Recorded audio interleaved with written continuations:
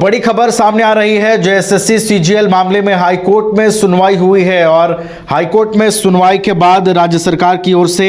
Advocate general ने इस पूरे मामले में पक्ष रखा है और इस सुनवाई के बाद स्टेटस रिपोर्ट दाखिल करने के लिए सरकार की ओर से 4 सप्ताह के समय की मांग की गई है। कोर्ट ने स्टेटस रिपोर्ट दाखिल करने के लिए समय दिया है। प्रार्थी की ओर से वरिष्ठ अधिवक्ता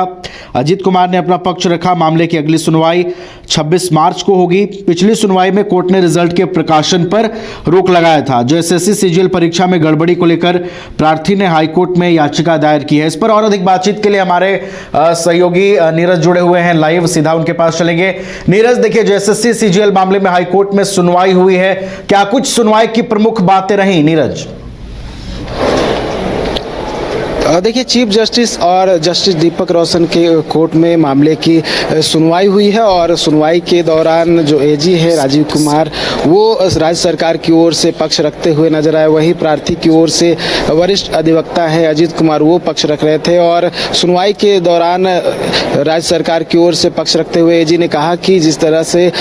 झारखंड हाईकोर्ट ने निर्देश दिया है उस मामले में जो है हम लोग जाँच कर रहे हैं और उसी जाँच के तहत आगे बढ़ रहे हैं और मामले में स्टेटस रिपोर्ट दाखिल करने के लिए हमें 4 सप्ताह का समय चाहिए, जिसके बाद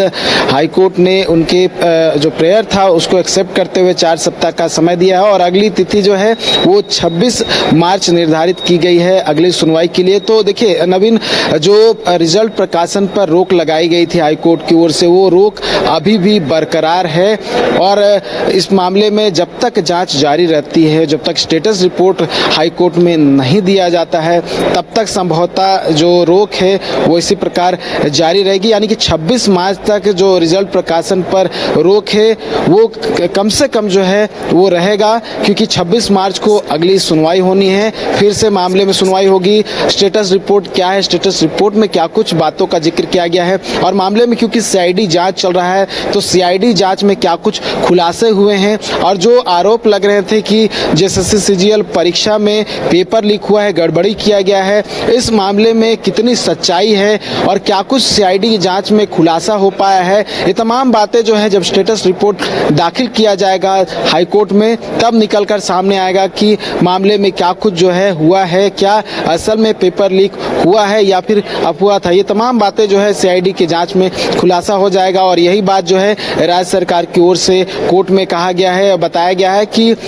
हाईकोर्ट के निर्देश के बाद जो है एफआईआर दर्ज किया गया है। एफआईआर दर्ज करने के साथ ही मामले की जांच की जा रही है। तमाम पहलुओं को देखते हुए, वो तमाम छोटी छोटी जो बिंदु है उसको देखते हुए आगे बढ़ा जा रहा है और हो सकता है कि जल्द ही मामले में रिपोर्ट दाखिल हो जाए। तो देखिए, अभ्यर्थी और जो प्रार्थी थे वो इंतजार कर रहे थे आज की सुनवाई को लेकर कि आज क्या सुनवाई में क्या कुछ होता है और वहीं जेएसएससी को भी इसको लेकर इंतजार था कि आज की सुनवाई में क्या कुछ होता है, क्योंकि डॉक्यूमेंट वेरिफिकेशन जो था नवीन, वो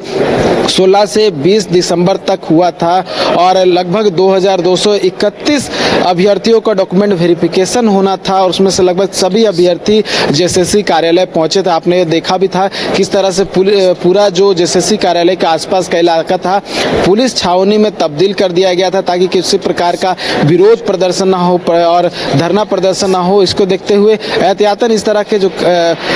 इंतजाम थे वो जिला प्रशासन की ओर से, जेएसएससी की ओर से किए गए थे। ऐसे में 17 दिसंबर को झारखंड हाईकोर्ट ने रिजल्ट प्रकाशन पर रोक लगा दिया था, जिसके बाद से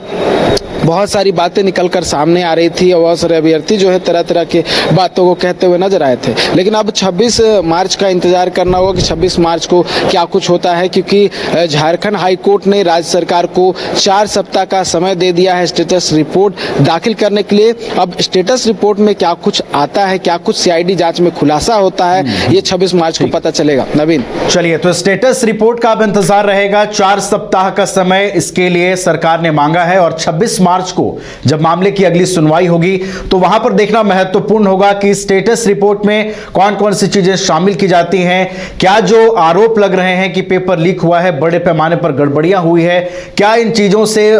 जुड़ाव है और क्या जो सीआईडी की जांच चल रही है क्या सारी चीजों से मेल खा रही है, ये तमाम चीजें स्टेटस रिपोर्ट के जरिए सामने आती हुई नजर आएंगी। तो अब इस पूरे मामले की अगली सुनवाई 26 मार्च को होगी और उस दिन इस पर से स्पष्टता उठेगा कि क्या इस पूरे मामले मामले में जो पेपर लीक की बातें सामने आ रही है उसमें कितनी सच्चाई है। बहुत बहुत फिलहाल आपका धन्यवाद नीरज, हमारे साथ जुड़ने के लिए, तमाम जानकारियां सुनवाई के हम तक पहुंचाने के लिए। विश्व स्तरीय मेडिकल सुविधाओं से युक्त रांची का देवनिका हॉस्पिटल, जहां है neonatal ICU, burn intensive care unit, modular operation theatre, 24/7 emergency trauma service, multi disciplinary ICUs, emergency care, MRI, CT scan, advance cath lab, fully automated path lab, echo, ultrasound, ultra modular patient beds और pharmacy. Devanika hospital and research centre, किफायती दर पर विश्व स्तरीय इलाज, ancillary चौक, Tupudana industrial area,